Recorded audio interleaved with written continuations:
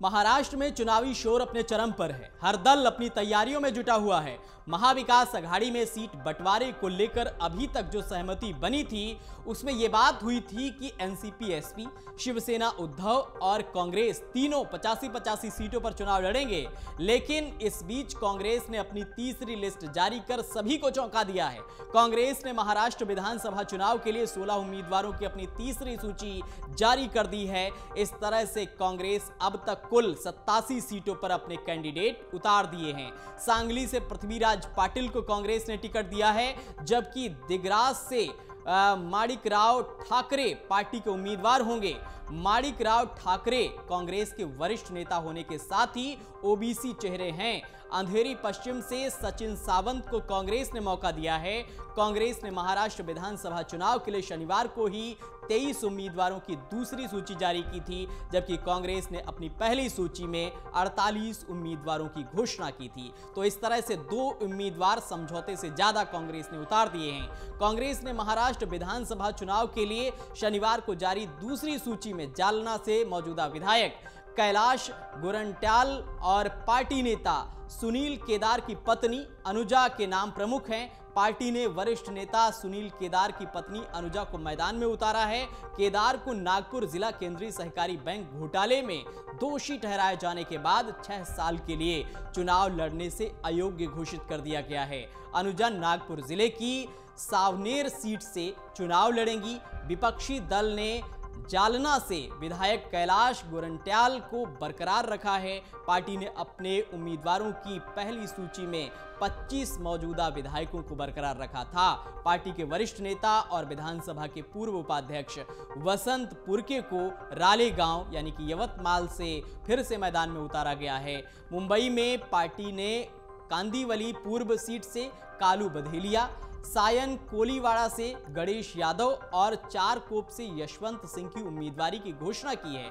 कैंपटी नागपुर में सुरेश भोयर भारतीय जनता पार्टी के प्रदेश अध्यक्ष चंद्रशेखर बावनकुले से मुकाबला करेंगे, जबकि वर्धा में पार्टी ने पूर्व विधानसभा अध्यक्ष दिवंगत प्रमोद शेंडे के बेटे शेखर शेंडे को मैदान में उतारा है। वसई से विजय गोविंद पाटिल और श्रीरामपुर से हेमंत ओगले को उम्मीदवार बनाया गया है। कांग्रेस की केंद्रीय चुनाव समिति सीईसी की बैठक के एक दिन बाद उम्मीदवारों की दूसरी सूची जारी की गई थी। कांग्रेस के महाराष्ट्र प्रभारी रमेश चेन्निथला ने सीईसी की बैठक के बाद शुक्रवार को कहा था कि महाराष्ट्र में महाविकास अघाड़ी यानी कि एमवीए एकजुट है और सीटों के तालमेल को शनिवार शाम तक अंतिम रूप दे दिया जाएगा। इससे पहले कांग्रेस पार्टी ने बृहस्पतिवार को महाराष्ट्र विधानसभा चुनाव को लेकर 48 उम्मीदवारों की पहली सूची जारी की थी। पहली सूची में कांग्रेस के प्रदेश अध्यक्ष नाना पटोले, पूर्व मुख्यमंत्री पृथ्वीराज चौहान, विधानसभा में नेता प्रतिपक्ष विजय वड्डीटीवार और कई अन्य वरिष्ठ नेताओं के नाम शामिल थे। वहीं अब जिस तरह से कांग्रेस ने अपनी तीसरी लिस्ट जारी की है, उससे एमवीए में पेच फंसने के आसार हैं। वैसे अगर देखा जाए तो महाराष्ट्र का चुनाव ना तो महाविकास अघाड़ी के लिए और ना ही महायुति के लिए आसान है। इसे सीटों की घोषणा और गठबंधन को लेकर फंसे पेच से समझा जा सकता है। अभी तक दोनों ही गठबंधन में सीटों का बंटवारा फाइनल नहीं हो पाया है। महाविकास अघाड़ी और महायुति के गठबंधन में क्रमशः 3-3 पार्टियां हैं और हर गठबंधन में सीटों का गणित उलझा हुआ है।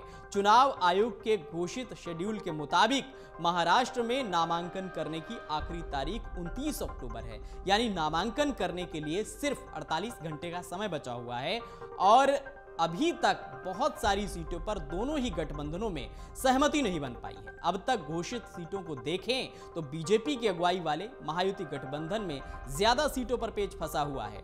महाराष्ट्र में विधानसभा की कुल 288 सीटें हैं। इसमें बीजेपी ने अभी तक 121 सीटों पर उम्मीदवारों का ऐलान किया है।